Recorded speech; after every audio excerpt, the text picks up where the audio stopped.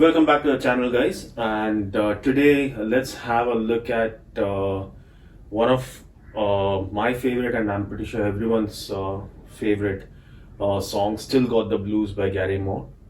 And before we get into how I'm getting these tones on the HX Stomp, uh, just a quick request. There's a new channel, and I actually play the real solos or the way it's supposed to be played without worrying about any copyright. And that means none of my videos are monetized, and it's a very new channel. So you can express your support by hitting the subscribe button and liking and sharing the videos. With that on the side, before we get into the tone itself, there are timestamps on the video which you can shift to, and I'm going to talk a little bit about the song and the tone before I go into the patches itself. So if you want to straight away head out to the patches, you can. Otherwise, if you want to stick around and listen to my my view about the song and the tone, please feel free to.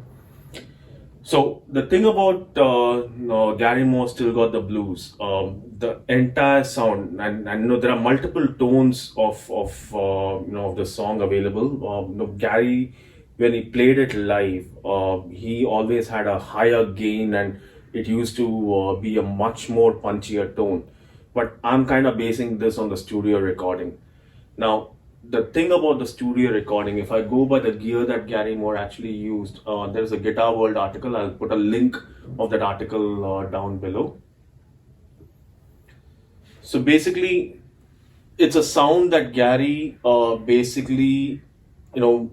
basing his new sound upon, because he was moving away from the era of that heavy rock Thin Lizzy days, and basically wanted to cut out his own different blues kind of a sound. And the progression itself, I mean, the special thing about the progression is the progression basically follows a circle of fourths, which is a very jazz kind of a approach. I mean, just to sum it up, what I mean by that, the song basically starts off in D minor, and he goes to the fourth of it, which is basically G, and from G he basically jumps to C, which is again the fourth, and so on and so forth. So every chord is basically the fourth. Every next chord which is going to come in the progression is basically the fourth of the previous chord, to sum it up. So it was a new compositional style, and he was basing a new tone when this album came out.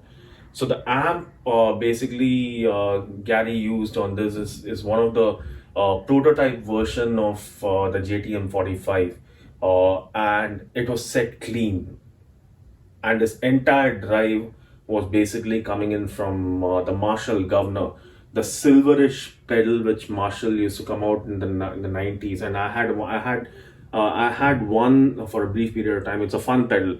I don't know why they discontinued it. So that circuit, the Governor circuit, was nothing but the sound which was based upon a JCM 800 cranked up. So that was the Marshall Governor. So for this entire tone, instead of actually going and replicating, because there's no Governor available on the HX Stomp, so I'm actually using a JCM 800 as an amp model, and that's how the whole tone is going to be based on. But the word of caution, if you listen to the recording, Gary's sound is different. It sounds spaced up. I know it's basically one of those recording effects or post-production basically, or he set up his rig in such a way. So if I go down and read further on the Guitar World article, they talk more about the modulation side of things, or what he was basically using to wet up the signal. So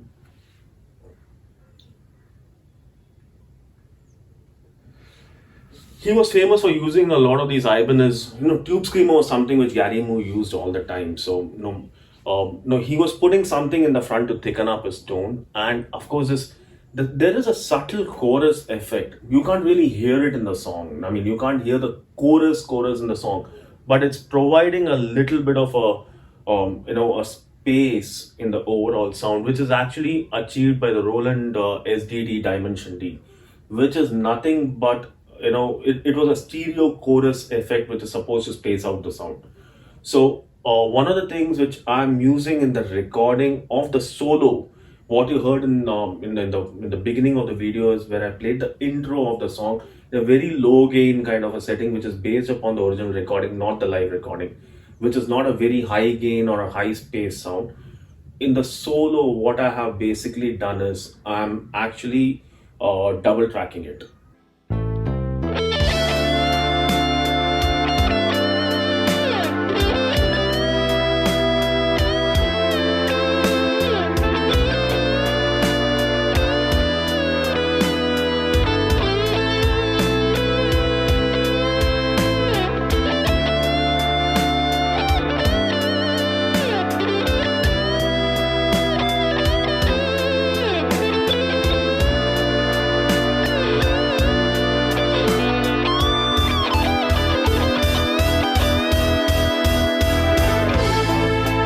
Now, coming to the patch itself,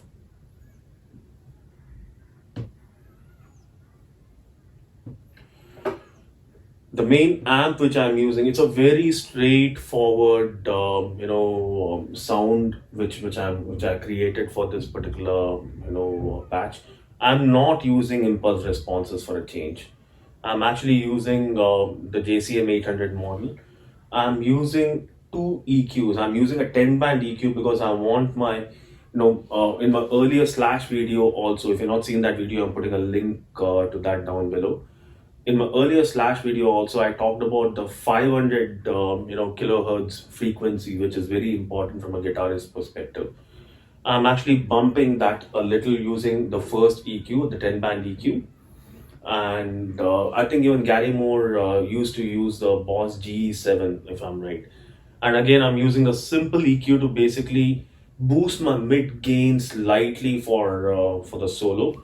And in my entire and the rest of the effect basically is nothing but I'm putting in a stereo, digital delay, and I'm putting in some room reverb on it. Now the guitar. Obviously, I don't have a greenie. Gary Moore played this on the greenie, which I think currently is owned by Kirk Hammett, which he bought for $2 million. The pickups are the neck pickup is basically out of phase, or rather, the pole piece is basically faced this side, so it's 180 degrees turned around, and the entire song is on the neck pickup. So, but I'm using it. I'm playing this on my Cort CR300 with EMG Fat 55s, which is an active pickup, which is exactly sounded like the PAFs. And the trick which I'm using is I'm actually playing the intro at with my volume at around that, and this works. This works for even my PRS, which is not an active pickup. I'm playing the intro with my volume at around 5 or 6, and my tone rolled back to again 6 or 7. And when I'm coming into the solo, I'm basically going full throttle on my volume, keeping my tone where it is. So that's the only change which I'm doing between the intro and the solo. So as usual, I'm gonna put the screenshots of the patches towards the end of the video. Um, Hit the subscribe button and the like button if you found this if you found this video useful. And as I've been doing this HX Stomp tone videos, I think we are in episode number 10 of these tone videos. If you want me to cover a specific song from a tone perspective, from an HX Stomp, or from a general perspective, because my tone videos are not only restricted to HX Stomp, I do general tone videos for tube amps using pedals and the other gear that I have. But HX Stomp specifically, if you want me to cover a particular song or a solo or an artist, please do let me know. I'm very, very happy to do that. Until then, enjoy yourself, keep rocking, and hit that subscribe button. Thank you so much.